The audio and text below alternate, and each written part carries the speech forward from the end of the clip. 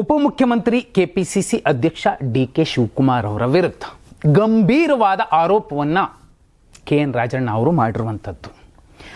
ಸಾಕ್ಷಾತ್ ರಾಹುಲ್ ಗಾಂಧಿ ಅವರಿಗೆ ನೇರವಾಗಿ ದೂರನ್ನು ದಾಖಲಿಸಿದ್ದಾರೆ. ಆ ದೂರು 8 ಪುಟಗಳ ಪತ್ರವಾಗಿ ಕಾಣ್ತಿದೆ. ನೋಡಿ, 8 ಲೋಕಸಭಾ ಕ್ಷೇತ್ರಗಳನ್ನು ಸೋಲೋದಕ್ಕೆ ಕೆಪಿಸಿಸಿ ಅಧ್ಯಕ್ಷರೇ ಕಾರಣ ಅನ್ನುವಂತಹ ಗಂಭೀರ ಆರೋಪವನ್ನು ಮಾಡಿ ಒಂದಷ್ಟು ದಾಖಲೆಗಳ ಅಥವಾ ವಿವರಗಳ ಬಾಂಬನ್ನು ಸಿಡಿಸಿದ್ದಾರೆ ಕೆ.ಎನ್. ರಾಜಣ್ಣ ಅವರು. ನೋಡಿ, ಅವರು ಪತ್ರ ಬರೆದಿದ್ದು ಇದು ಫಸ್ಟ್ ಟೈಮ್ ಅಲ್ಲ. ಇದಕ್ಕೂ ಮುಂಚೆ 4 ಸಲ ಬರೆದಿದ್ರು. ಇದು 5ನೆಯ ಸಲ. ಈ 5ನೆಯ ಪತ್ರದಲ್ಲಿ ಬಹುಮುಖ್ಯವಾಗಿ 5 ಅಂಶಗಳಿದ್ದಾವೆ. ಅವರು ಆರಂಭದಲ್ಲಿ ಹೇಳ್ತಾರೆ, ನಾನು 2 ವರ್ಷಗಳ ಕಾಲ ಯಾವುದೇ ಭ್ರಷ್ಟಾಚಾರ ಮಾಡದೆ ಸಚಿವನಾಗಿದ್ದೆ. ನನ್ನ ಖಾತೆಗಳನ್ನು ಸಮರ್ಥವಾಗಿ ನಿಭಾಯಿಸಿದ್ದೀನಿ. ತುಂಬ ಸ್ಪಷ್ಟವಾಗಿ ಇವರು ಉಲ್ಲೇಖ ಮಾಡ್ತಿರುವಂಥದ್ದು ಪರೋಕ್ಷವಾಗಿ ಇತ್ತೀಚಿನ 5,000 ಕೋಟಿ ರೂಪಾಯಿ ಗೃಹಲಕ್ಷ್ಮಿ ಯೋಜನೆಯ ಹಣದ ಒಂದು ಗೋಲ್ಮಾಲ್ನ ಆರೋಪದ ಬಗ್ಗೆ ವಿಪಕ್ಷಗಳಷ್ಟೆಲ್ಲ ಮಾತಾಡಿದ್ವು. ಸದನದಲ್ಲಿ ಲಕ್ಷ್ಮೀ ಹೆಬ್ಬಾಳ್ಕರ್ ಅವರು ಸುಳ್ಳು ಮಾಹಿತಿಯನ್ನು, ತಪ್ಪು ಮಾಹಿತಿಯನ್ನು ಕೊಟ್ಟು ಸದನವನ್ನು, ವಿಪಕ್ಷಗಳನ್ನು ಜಾಗೃತಗೊಳಿಸಿದ್ರು. ಆದರೆ ಅವತ್ತು ಸಿದ್ದರಾಮಯ್ಯ ಅವರಿರಲಿಲ್ಲ, ಡಿ.ಕೆ. ಶಿವಕುಮಾರ್ ಅವರು ಯಾವುದೇ ಉತ್ತರ ಕೊಡುವಷ್ಟು ಸಮರ್ಥವಾಗಿ ನಿಭಾಯಿಸಲಿಲ್ಲ ಸದನವನ್ನು. ಇದರ ಜೊತೆಯಲ್ಲಿ ನನ್ನ ಮತಗಳ್ಳತನದ ನಿಮ್ಮ ಹೇಳಿಕೆ ಏನಿತ್ತು, ಆ ಹೇಳಿಕೆಯನ್ನು ತಿರ್ಚಿದ್ದಾರೆ. ನಮ್ಮವರೇ ತಿರ್ಚಿ ನಿಮಗೊಂದು ದೂರನ್ನು ಸಬ್ಮಿಟ್ ಮಾಡಿದರು. ನಾನು ನೆಹರು ಕುಟುಂಬಕ್ಕೆ ಅತ್ಯಂತ ನಿಷ್ಠನಾಗಿ ಇದ್ದೀನಿ ಇಲ್ಲಿಯ ತನಕ. ಇಷ್ಟನ್ನು ಕೂಡ ಅವರು ಮೊದಲಿಗೆ ಉಲ್ಲೇಖ ಮಾಡಿದ್ದಾರೆ. ಅದಾದ ಮೇಲೆ ಬರುತ್ತೆ ಇಂಪಾರ್ಟೆಂಟ್. ಸಿದ್ದರಾಮಯ್ಯ ಅಹಿಂದ ನಾಯಕ. ರಾಜ್ಯದಲ್ಲಿ 2023 ವಿಧಾನಸಭಾ ಚುನಾವಣೆಯಲ್ಲಿ 135 ಸ್ಥಾನಗಳನ್ನು ಗೆದ್ದಿದ್ದೀವಿ ಅಂದರೆ ಅದರಲ್ಲಿ ಸಿಂಹಪಾಲು ಅಹಿಂದ ವರ್ಗಗಳದ್ದೇ. ಅಹಿಂದ ವರ್ಗದ ಮುಂದಾಳತ್ವ ವಹಿಸಿದ್ದಂತಹ ಸಿದ್ದರಾಮಯ್ಯ ಅವರ ನಾಯಕತ್ವಕ್ಕೆ ಸಿಕ್ಕಿದೆ. ಇನ್ನುಳಿದ ಸಮಾಜಗಳ ಮತಗಳು ಸಿಕ್ಕಿವೆ, ಇಲ್ಲ ಅಂತಲ್ಲ. ಆದರೆ ಸಿಂಹಪಾಲು ಸಿದ್ದರಾಮಯ್ಯ ಅವರ ನೇತೃತ್ವದಲ್ಲಿ ನಾವು 135 ಸ್ಥಾನ ಗೆದ್ದಿದ್ದೀವಿ. ಒಂದು ವೇಳೆ ನೀವು ಸಿದ್ದರಾಮಯ್ಯ ಅವರನ್ನು ಕೆಳಗಿಳಿಸಿದ್ರೆ ಅಹಿಂದ ವರ್ಗ ಹುಷಾರ್ ಅಂತ ಎಚ್ಚರಿಕೆ ಕೊಡ್ತಿದೆ. ಎಷ್ಟು ದೊಡ್ಡ ಡ್ಯಾಮೇಜ್ ಆಗುತ್ತೆ ಅಂದರೆ ಅವರೂ ಕೂಡ ಉಲ್ಲೇಖ ಮಾಡಿದ್ದಾರೆ. ಈ ಹಿಂದೆ ಸರಕೊಪ್ಪ ಬಂಗಾರಪ್ಪ ಅಂತಹ ಅತ್ಯಂತ ಹಿಂದುಳಿದ ವರ್ಗದ ನಾಯಕ, ಅಹಿಂದ ನಾಯಕ, ಕಾಂಗ್ರೆಸ್ ತೊರೆದಾಗ ಏನಾಯಿತು, ಅವರನ್ನು CM ಸ್ಥಾನದಿಂದ ಇಳಿಸಿದಾಗ ಏನಾಯಿತು, ಕಾಂಗ್ರೆಸ್ ಸ್ಥಿತಿ ಕೇವಲ 32 ಸ್ಥಾನಕ್ಕೆ ಬಂದಿಳಿಯಿತು. 180 ಗೆದ್ದಿದ್ದು 32 ಕ್ಷೇತ್ರಕ್ಕೆ ಬಂದಿಳಿಯಿತು. ಅಂತಹ ಘನಘೋರ ತಪ್ಪಾಗುತ್ತೆ. ಚರಿತ್ರೆ ನಮಗೆ ಆ ಪಾಠವನ್ನು ಹೇಳ್ಕೊಡ್ತಿದೆ. ನೀವು ಸಿದ್ದರಾಮಯ್ಯ ಅವರನ್ನು ಇಳಿಸಬಾರ್ದು. ಇಷ್ಟೂ ಮೆಸೇಜನ್ನು ಕೊಟ್ಟ ಮೇಲೆ ಇನ್ನೂ ಮುಖ್ಯವಾದ ವಿಚಾರ, ಕಳೆದ 2024 ಲೋಕಸಭಾ ಚುನಾವಣೆಯಲ್ಲಿ ಕರ್ನಾಟಕದಲ್ಲಿ ಕಾಂಗ್ರೆಸ್ ಇನ್ನೂ 8ರಿಂದ 10 ಕ್ಷೇತ್ರಗಳನ್ನು ಗೆಲ್ಲುವಷ್ಟು ಸಮರ್ಥವಾಗಿತ್ತು. ಹಾಸನದ ಉಸ್ತುವಾರಿ ಇದ್ದೆ ನಾನು. ಹಾಸನವನ್ನೂ ಕೂಡ ಗೆದ್ಕೊಂಡು ಬಂದಿದ್ದೀವಿ. ಮಾಜಿ ಪ್ರಧಾನಿಗಳದ್ದು ಕ್ಷೇತ್ರ ಭದ್ರಕೋಟೆ.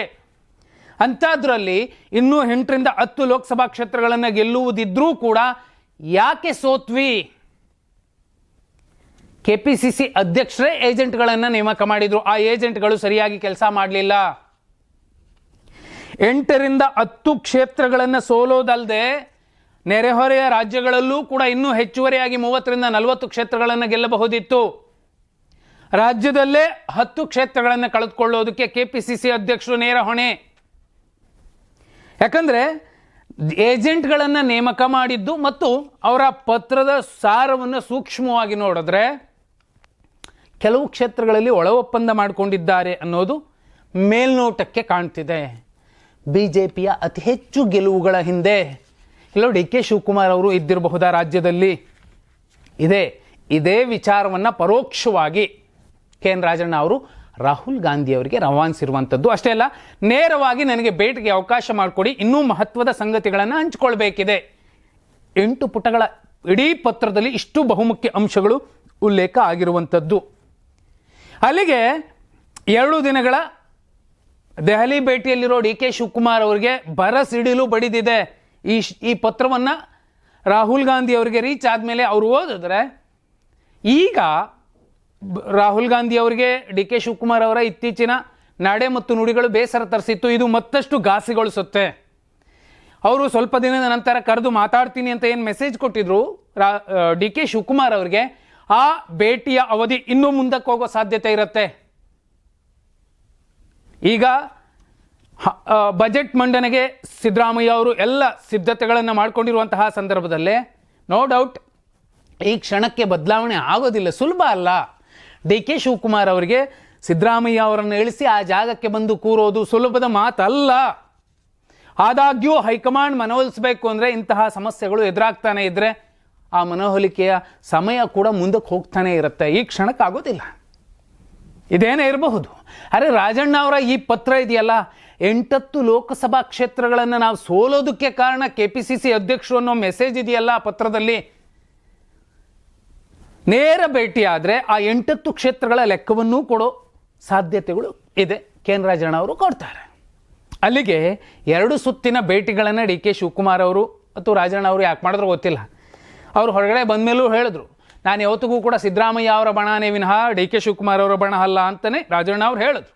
ಇದರ ಆಚೆಗೆ ಈ ಪತ್ರ ಡಿ ಕೆ ಶಿವಕುಮಾರ್ ಅವರು CM ಸ್ಥಾನದಲ್ಲಿ ಕೂರಬೇಕು ಅನ್ನೋ ಅತ್ಯವಸರದ ಆಸೆ ಏನಿದೆ, ಹೆಬ್ಬಯಕೆ ಏನಿದೆ, ಅದು ತುಂಬ ಅಂದರೆ ತುಂಬ ದೂರ ಕೆಳ್ಕೊಂಡು ಹೋಗುತ್ತೆ ವಿನಃ ಬೇಗ ಮುಗಿಯೋದಿಲ್ಲ, ಅವರ ಆಸೆ ಈಡೇರೋದಿಲ್ಲ. ರಾಜಣ್ಣ ಅವರ ಈ ಪತ್ರ ತುಂಬ ಸ್ಪಷ್ಟವಾಗಿ ಇನ್ನೂ ಒಂದು ಮೆಸೇಜ್ ಕೊಡ್ತಿರುವಂಥದ್ದು, ಸಂಪುಟ ಪುನರ್ರಚನೆ ಆಗುತ್ತೆ, ಅದು ಸಿದ್ದರಾಮಯ್ಯ ಅವರ ನೇತೃತ್ವದಲ್ಲೇ. ಸಂಪುಟ ಪುನರ್ರಚನೆ ಆದರೆ ಇನ್ನು ಡಿ ಕೆ ಶಿವಕುಮಾರ್ ಅವರು ಮುಖ್ಯಮಂತ್ರಿ ಆಗುವಂಥದ್ದು 28ಕ್ಕೆ ವಿನಃ ಅದಕ್ಕೂ ಮುಂಚೆ ಆಗೋದು ಅಸಾಧ್ಯ, ಸುಲಭ ಅಂತೂ ಅಲ್ವೇ ಅಲ್ಲ. ಹೈಕಮಾಂಡು ಕೂಡ ಈಗಾಗಲೇ ಕೈ ಎತ್ತಿಬಿಟ್ಟಿದೆ, ನೋಡಪ್ಪ ನಮ್ಮ ಮುಂದೆ ಇದು ನಡೆದಿಲ್ಲ, ಫಸ್ಟ್ ಆಫ್ ಆಲ್ ಒಪ್ಪಂದ ಆಗಿದೆ ಅಂತಲೇ ನಂಗೆ ಗೊತ್ತಿಲ್ಲ ಅಂತ ಮಲ್ಲಿಕಾರ್ಜುನ್ ಖರ್ಗೆ ಅವರೇ ಹೇಳ್ತಿದ್ದಾರೆ. ಇನ್ನು ಸೋನಿಯಾ ಗಾಂಧಿ ಅವರು ಕೂಡ ಈ ಸಮಸ್ಯೆಯನ್ನು ಬಗೆಹರಿಸೋಕೆ ಹೋದರೆ ಆ ಘಟಕ, ರಾಜ್ಯ ಘಟಕವೇ ಛಿದ್ರ ಆಗ್ಬಿಡುತ್ತೆ, ನಾವು ಮುಟ್ಟೋಕೆ ಹೋಗೋದು ಬೇಡ, ಸಮಾಧಾನ ಮಾಡಿ ಕಳಿಸುವಂತಹ ಪ್ರಯತ್ನ ಮಾಡಬೇಕೇ ವಿನಃ ಯಾವ ಕಾರಣಕ್ಕೂ ಮುಟ್ಟಬಾರ್ದು ಅನ್ನೋ ನಿರ್ಧಾರಕ್ಕೆ ಬಂದು ಕೂತಿರೋ ಸಂದರ್ಭದಲ್ಲಿ ಈ ಪತ್ರ ಕೂಡ ರಾಹುಲ್ ಗಾಂಧಿ ಅವರಿಗೆ ಲಾಭ ಆಗುತ್ತೆ. ನೋಡಿ, ನೀವೀಗೆಲ್ಲ ಮಾಡಿದಿರಿ ಅಂತ ಆರೋಪಗಳು ಬರ್ತಿದ್ದಾವೆ, ಏನು ಮಾಡೋದು? ಸ್ವಲ್ಪ ದಿನ ಸಾವಧಾನವಾಗಿರಿ, ಪಕ್ಷ ನಿಮ್ಮನ್ನು ಇವತ್ತಲ್ಲ ನಾಳೆ ಗುರುತಿಸುತ್ತೆ. ಈಗಾಗಲೇ ನಿಮಗೆ KPCC ಅಧ್ಯಕ್ಷ ಸ್ಥಾನ ಮತ್ತು DCM ಹುದ್ದೆ ಎರಡನ್ನೂ ಕೊಟ್ಟಿದ್ದೀವಿ, ಒಬ್ಬರಿಗೆ ಒಂದೇ ಹುದ್ದೆ ಅನ್ನುವಂಥದ್ರಲ್ಲಿ 2 ಕೊಟ್ಟಿದ್ದೀವಿ. ಸ್ವಲ್ಪ ಸಮಾಧಾನದಿಂದ ಇರಿ, ಸಿದ್ದರಾಮಯ್ಯ ಅವರನ್ನು ಇಳಿಸೋದು ಸುಲಭದ ಮಾತಲ್ಲ ಅಂತ ಹೇಳಿ ಕಳಿಸಬಹುದು. ಇಲ್ಲ ಅಂದರೆ ಡಿ ಕೆ ಶಿವಕುಮಾರ್ ಅವರು ಈ ಗಂಭೀರ ಆರೋಪ ಬಂದ ಮೇಲೆ ಈಗಲಾದರೂ KPCC ಅಧ್ಯಕ್ಷ ಸ್ಥಾನಕ್ಕೆ ರಾಜೀನಾಮೆ ಕೊಡಬೇಕಾಗಿ ಬರುತ್ತೆ.